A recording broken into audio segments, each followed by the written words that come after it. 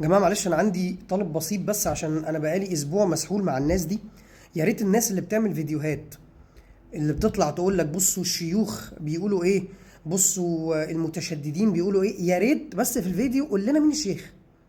يعني قول لنا اسمه ايه ونخش ندور نشوف الراجل ده كريديبل ولا لا. وبالتالي لا اما نقول لك دي غلط الصراحه ان تطلع من شيخ كبير، او بنسبه 90% زي ما بيحصل هنقول لك هو مين ده يا معلم اللي انت طالع بتقول لنا شيوخ ومش شيوخ. ده واحد عنده اكونت على تيك توك عنده 300 فولور وبيطلع تحديات بالليل، فانت جبت منين ان ده الشيوخ وده المتشددين؟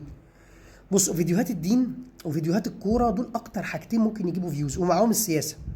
اطلع اهبد اي حاجه واثير الجدل فالناس هتخش تتفرج. فلو انت واحد انا بقى متجني عليك ومش دي نيتك، خلاص كمل المصداقية بتاعتك وقول لنا والله المصادر اهو، في واحد اتنين تلاتة اربعة اهو شيوخ وشيوخ كبار وطلعوا اتكلموا وده كان تفسيرهم للموضوع. ساعتها نقول لك لا عندك حق، ده تفسير غلط وده ضد الدين، والناس دي بقى تافهة بتقول حاجات مضحكة، الناس دي متشددة بتقول حاجات مش صح.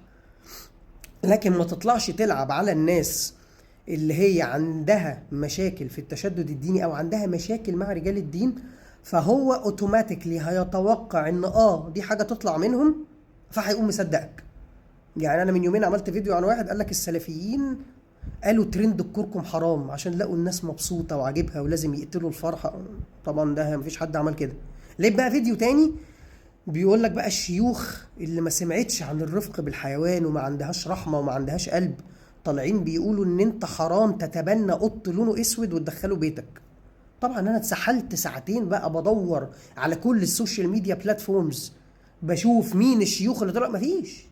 مش هقول لك لقيت حد، بس لقيت حد الاكونت بتاعه عنده 200 فولور فعايز يجيب فيوز، لا ما لقيتش اصلا. لكن الشخص اللي عمل الفيديو ده خش بقى شوف الكومنتس اللي عنده. انا مش هقول اسمه عشان ما بحبش اشجع الناس دي.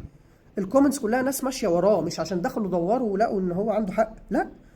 هي هتلاقي الكومنتس كلها يا عم ده انا شفت منهم حاجات مضحكه اكتر من كده، يا عم انت جيت على دي، طب على الاقل القط الاسود فعلا شكله بيخوف، لكن ده في مره قالوا ما اعرفش ايه. يا عم انت لسه بتسمع للناس دي ليه؟ هم دخلوا اشتروا منه وضحكوا معاه على الشيوخ اللي على حد كلامهم هبل اللي بيقولوا القطط حرام في البيت ولا القط الاسود حرام، وهو ما حدش دور. بس هو لعب على فرضيه ان هم عندهم مشاكل مع الناس دي، او لعب على فرضيه ان للاسف في اقليه واخدين موضوع الدين سبوبه فبيقولوا حاجات عشان تبقى ترند، فالناس اللي عنده دخلوا اشتروا. فيا ريت انت قول لنا مين الشيوخ، ويا ريت حضرتك كمشاهد اتعب ودور على المعلومه.